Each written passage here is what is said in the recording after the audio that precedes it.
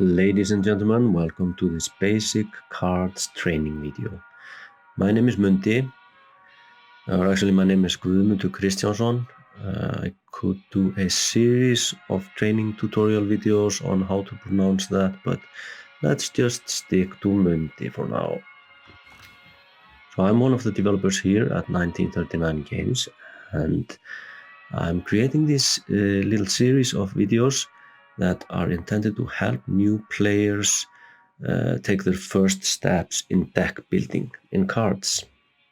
So what we're talking about here is the very beginning, when you have just played the tutorial matches and you've unlocked the starter decks, but you haven't really opened any packs or anything like that. There is a lot you can do right away to improve the starter decks without any additional cards into the mix.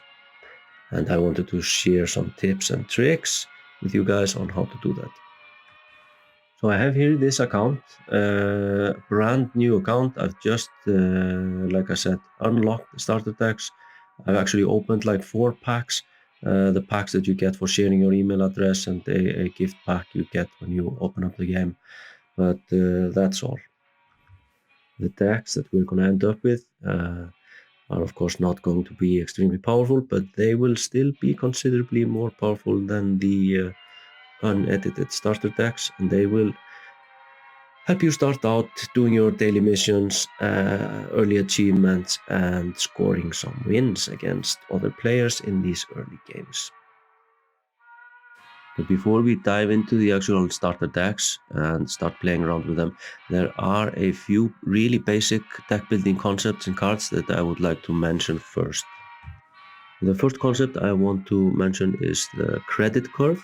This is basically just thinking about having cards of varied cost, so that you have cheap cards that you can play out in the early game, at the start of the game, and you have some mid-range cards, and then you have some more expensive cards that you can play out in the late game, and that have thus also more power to finish off the enemy. Another really important deck building concept is to make sure that your deck includes some removal cards. Removal cards are basically cards that deal damage to enemy units, bounce them back to the enemy hand, or simply destroy them. Anything that helps you deal with those difficult enemy units that you are maybe having some problems with dealing with regular unit-to-unit combat.